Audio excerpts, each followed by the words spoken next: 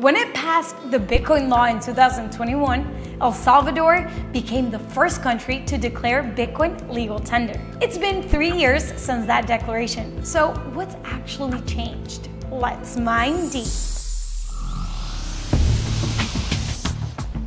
El Salvador President Nayib Bukele says he wants to make Bitcoin legal tender in his country. El Salvador could become the first country in the world to make Bitcoin legal tender. It was the first day and the first country in the world to adopt Bitcoin as legal tender. El Salvador is the only country in the world where you can buy almost anything with Bitcoin. When something is classified as legal tender, it just means that when someone offers to repay his debts with it, should the creditor reject it as a settlement of the debt, the law will not recognize his rejection. So something doesn't actually need legal tender status to be good money, and vice versa. The US dollar is terrible money, but it's still legal tender, and it still shapes global markets. Still, throughout history, what has and what hasn't been legal tender has massively impacted the development of the world we live in today. Often, governments have declared coinage issued by themselves to be legal tender in order to popularize it and strengthen the grip on the economy. So here's a thought. Bitcoin is a decentralized currency, not issued by any government. So why did El Salvador, a sovereign nation, decide to recognize it as legal tender? What does a country stand to gain? I will send to Congress a bill that will make Bitcoin a legal tender in El Salvador. Well, 70% of Salvadorians don't have access to traditional banking services. And it doesn't take a genius to realize that when you activate them with Bitcoin, the country will benefit. Combine this with the president's conviction that operating on a sound money standard will lead to growth, and you can see why the Bitcoin law was passed. Queda aprobada la ley de Bitcoin. But if Bitcoin were on the periodic table of elements, it wouldn't have even existed for a billionth of the time that gold has. So the infrastructure is far from done developing. With that in mind, what's actually happened in El Salvador since? Well, the country quickly became the Bitcoin hub of the world, with users and developers opting to base themselves in El Salvador instead of being treated like criminals in more hostile jurisdictions. The legal environment surrounding Bitcoin in El Salvador as a result of the Bitcoin law has served as both a petri dish for infrastructure and a shelter for disaffected Bitcoiners all around the world. But it's not just expats that have benefited. Programs such as Kubo Plus have been teaching Bitcoin and financial literacy to the local youth. And while the use of Bitcoin has slowed down from the initial excitement, the country has only cemented itself as a Bitcoin pioneer on the global stage. So why should you care? The United States and many other developed nations pride themselves on their citizens' freedom to transact, to speak, to build, and innovate.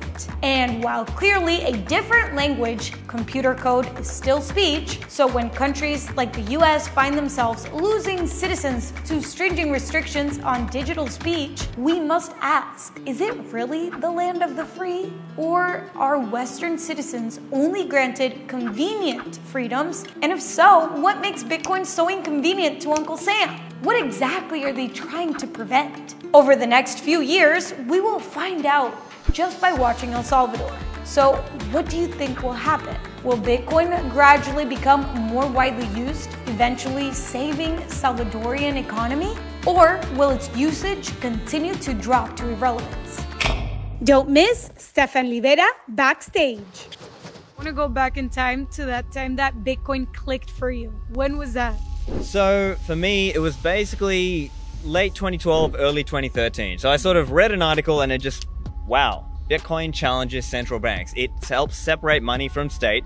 I see the problems of fiat currency in terms of the inflation cantillon effect that benefits those people who get the new money first. It's not a just system, and Bitcoin is going to change that over time. It's not going to happen tomorrow. We are playing the long game. But I think Bitcoin is a fundamental challenge to the way fiat currency works and the way that we have cheap debt in society today. And I think Bitcoin is just going to upend so many models and ways we think about society. It will change the culture of society. And what would you say the craziest reactions you've gotten from other people when you tell them you're into Bitcoin? Well, some people they say Bitcoin is a Ponzi, they say it's a pyramid scheme, they say it's boiling the oceans, they say, you know, they have all their lines. They say, oh, you just got lucky, it was like the lottery or something like this. Obviously be honest, but you have to meet people where they are and try to help them understand. Sometimes you have to put things in terms that they can understand because, you know, the way we speak, sometimes it's like a second language for other people. And so that's something where as Bitcoiners, we have to learn to speak to them. And there are different ways to do that. There are ways where you can tell a story, or maybe you can do it through humor. There's all kinds of ways that you can do that sort of thing. Of course, a lot of my content is focused on the educational aspects of Bitcoin. It's maybe a little bit more in the technical side, or maybe more about Austrian economics and macro and what's happening around the world. But I think if we're looking to increase our ability to reach people, it's stories, emotional appeals, humor.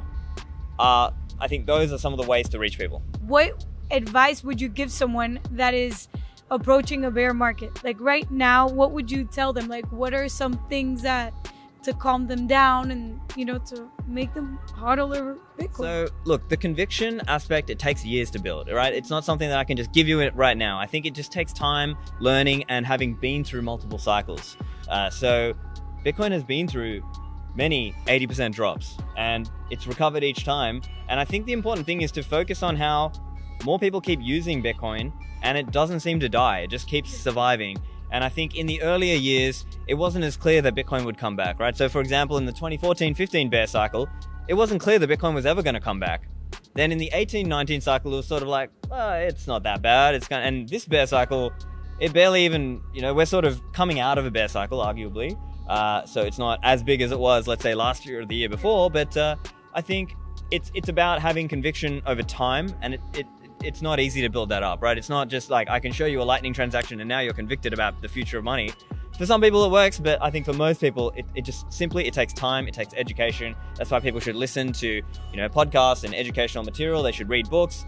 And, you know, part of it is also just learning to stack sats, right? If you can earn, stack, you know, whatever you can save into Bitcoin and then just play the long game. And I think that's the important thing. So in some ways it's about being able to stay solvent, right? Because if you don't have income, then you're going to have to spend down your stack to, you know, to eat and live and pay rent and everything. So, you know, keeping your income, keep on working and, you know, live within your means. Find the people who are open-minded, because not everybody is open to Bitcoin. So you've got to focus on, let's say, that 15 to 20% of society who are open-minded. So try to reach them and explain or help them see the problems of fiat currency and why Bitcoin is the answer.